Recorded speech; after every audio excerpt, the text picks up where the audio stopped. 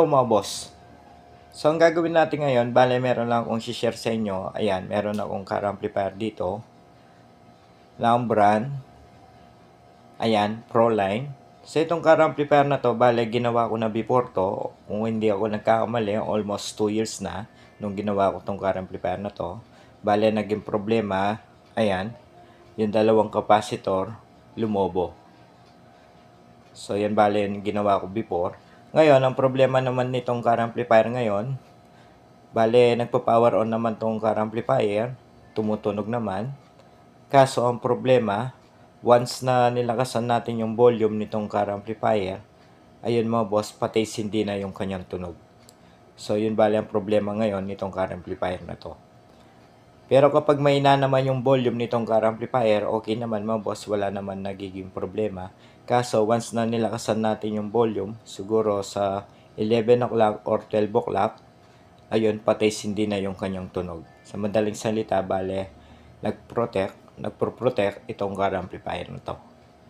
So, yun bale, naging problema dito sa car amplifier. Ngayon, mga boss, bale, okay na to. So, nakita ko na yung problema. Ipapakita ko sa inyo yung nakita kong problema dito.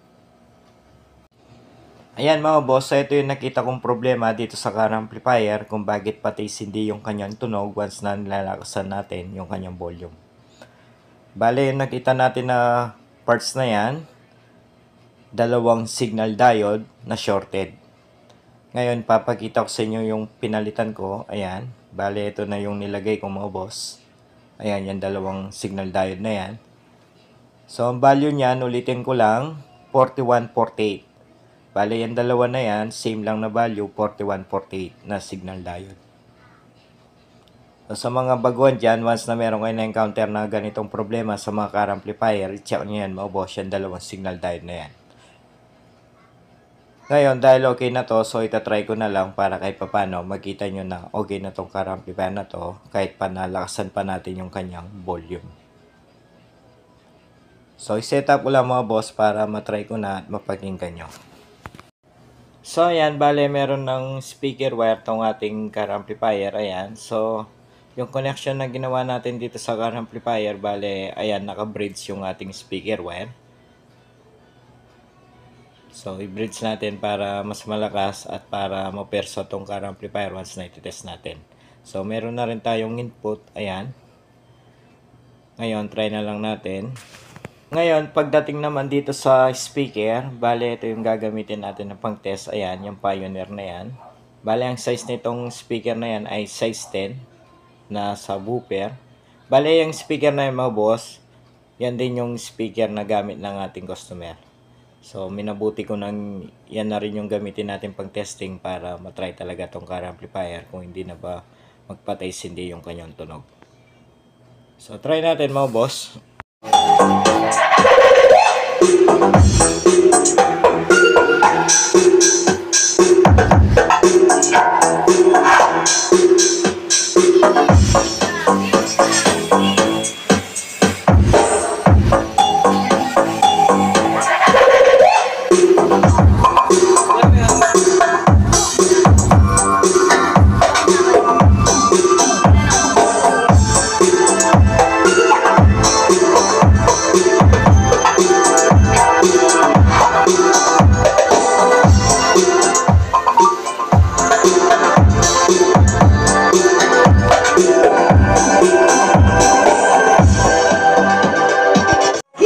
Lights and sounds powered by Live Products, TNT, and Park House Audio. DJ Alex Mix, Music Production.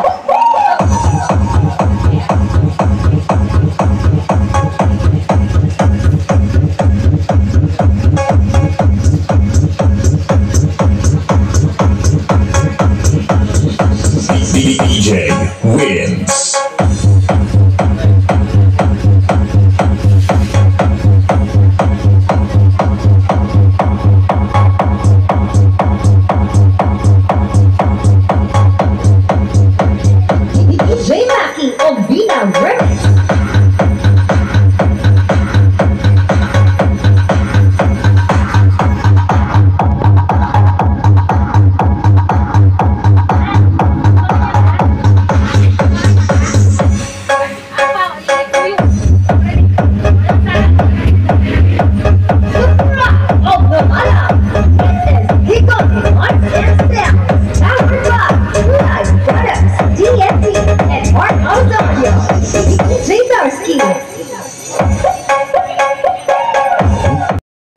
Yun mga boss, kung napansin nyo, kahit na malakas yung ating volume dito sa car amplifier, hindi naman nagpataste hindi yung tunog nitong car amplifier.